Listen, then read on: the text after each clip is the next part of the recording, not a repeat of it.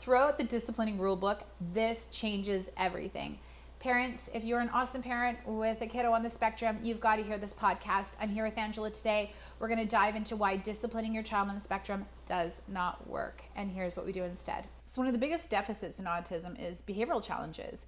And so with that, one of the biggest things that we are asked in RDI is, how do I discipline my child? So we're here today to talk about why disciplining really doesn't work for kids on the spectrum. Yeah, it's one of the biggest struggles a lot of parents talk about. It's, why is my child natural consequences or, imposed consequences? Nothing works. Nothing connects with them. Why? Yeah. And we would like to break it down as to why kids on the spectrum specifically struggle with discipline.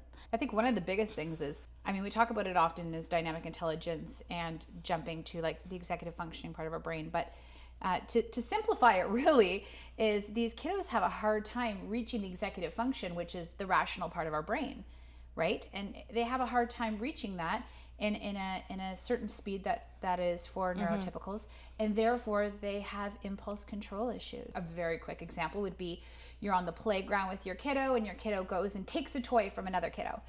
Now, are they being defiant and do they require discipline? Well, maybe they had impulse control issues at that moment. Maybe they couldn't reach that rational part of their brain in the prefrontal cortex to say, hey, they have a really cool toy. I should ask them where they got it. Or maybe I'll go get my own and try and play with them. Punishment-based interventions are only going to make that worse. Right. Yeah. So with a lot of the kiddos are, what we perceive as parents or adults, we perceive they're being defiant. Yeah. Or we perceive that they're not listening or whatever. When really the underlying issue is they maybe have unmet needs, such as sensory regulation. Absolutely. Maybe that tag is just rubbing them the wrong way, literally, and they just can't think of anything else. That they're so focused on that. So when you're trying to discipline them, they're not in a state where they're able to actually listen to what you're saying and rationalize it, because that's all they're focusing on is that tag. So we have to kind of identify what is causing the situation. Why are they? Is it impulse control? Is it unmet sensory needs, either sensory seeking or sensory avoidance? Or is it maybe skills they haven't learned yet? Yeah, absolutely. And so like going to a quick example of like a kiddo, we want to get them off their iPad in 5 minutes. So, hey, dinner time is in 5 minutes, little Johnny. And we set a timer and we let them know in 5 minutes, dinner time, iPad's going off. And now it's dinner time. And now the child doesn't want to get off the iPad. And they're having what is perceived as a tantrum or an overwhelm. And we, of course, want to take that iPad away from them, maybe put them in the corner and let them know, I feel like this is the way it is. But honestly, there's this statistic that states that punishment-based interventions only increase anxiety and behavior issues by 40 to 60% in kiddos with autism. So if that is the truth, if 40 to 60% increase in behavior issues, if we do punishment-based interventions and we're increasing that anxiety for our kiddos, why are we doing it? Sounds counterintuitive. Right? So. And not to mention the amount of trauma that these kiddos could be perceiving now when they have mom now yelling at them and sending them to their room when they don't actually know what they've done wrong because they're not in that state of mindset that they can understand it and rationalize it. Yeah, and if they're sensory seeking, like you said, Angela, sensory seeking, they could be like, I can't get off my iPad because I'm seeking that interaction with my iPad to stay regulated, or I can't go to the dinner table. I'm sensory avoidant, right. So I'm avoiding the way that my brother chomps his food or the way my dad talks. Yeah, the smells of all the foods I'm not interested in. So if they are sensory seeking or sensory avoiding or they're having impulse issues, I feel like all they need is guidance. Yes. And that's number one thing is just let's have parents be mindful, be curious about what you as a parent can do for your child. It's not that they're always trying to defy you. I know parents, a lot of the time parents are, my child's manipulating me, or they're purposely trying to defy me. Well, no, defiance is usually a sign of communication. They're trying to tell you something. They're trying to communicate away some unmet need or some something wrong that they need help with, and they're turning to you as their parent, as their guide, their trusted loved one to help them through this. And so it's really important that parents take that moment to just be mindful and stay curious about their child. Okay, I wonder what is maybe causing this overwhelming experience for them. Yeah. Instead of immediately going into a consequence or a punishment or disciplining. Not to mention, half the time, a lot of the disciplines don't actually correlate with the situation. So if you don't eat your dinner, you don't get no TV time for a week. Well, how does that kind of correlate at all? They're maybe not wanting to eat their dinner because, like you said, it's too busy in the kitchen, it's too loud, the smell, the taste, whatever the issue is. So now you're taking away something that they hold dear, their TV time. Yeah. And they have no idea why they're having this punishment, because they won't eat their food. It doesn't align. Yeah. Where if we can focus on what the sensory issue is in that moment of, okay, maybe the food is the issue, let's work on that. Bringing in TV time has nothing to do with it.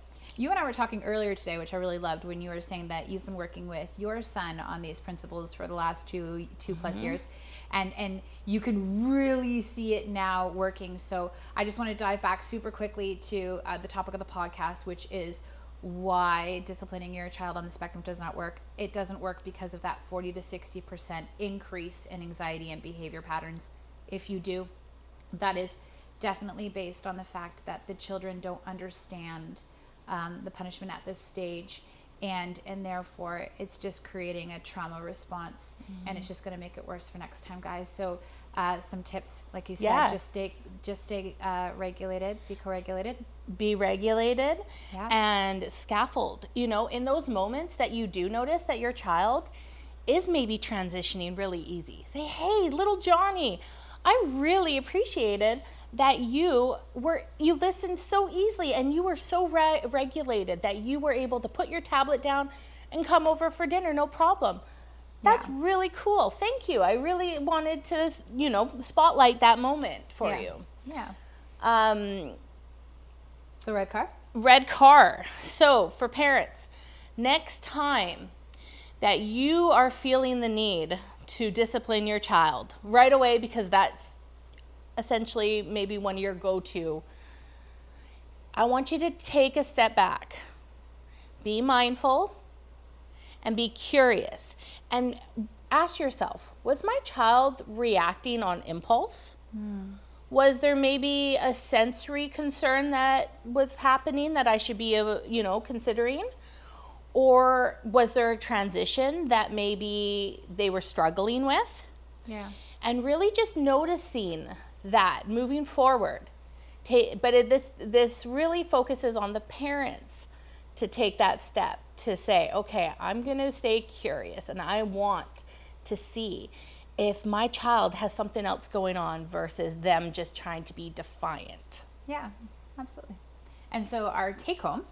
The take home is if you do find that your child is reacting on impulse, or they're struggling with transitions or sensory, then I want you to do 3 things. I want you to self-regulate. That's always our number one step, is because just like the airplane and the oxygen mask, how can you help your child if you are not focused on regulating yourself? 100%. And so we want to self-regulate. We want to then co-regulate. So when we say co-regulate, we want you to connect with your child. We want you guys to both be on the same level and in a regulated state. And then finally, the third step is then to teach or correct. We want to work on providing them the skills that they need. So once they've learned the skills, then they can do better the next time around. And this takes time. This is not an easy fix. No, and we talk about it often. It takes a couple of years to start embodying these practices into the way that we parent. But once we get it and once we understand like the actual methodology behind it, and we can change the way that we respond to almost any scenario, which is Absolutely great. Is as a parent also observe, what it is that you can do and learn from this to be able to help prevent it next time too, because environment is a very big contributing factor to behaviors as well. So, just take a peek and see if maybe a timer next time can help, or maybe turning down the music a few minutes before transition can help. Take note and learn your child and stay optimistic, because happy adults start in childhood. Yeah. So thanks for being with us here today, Angela. Thanks. All right. Take care. Bye.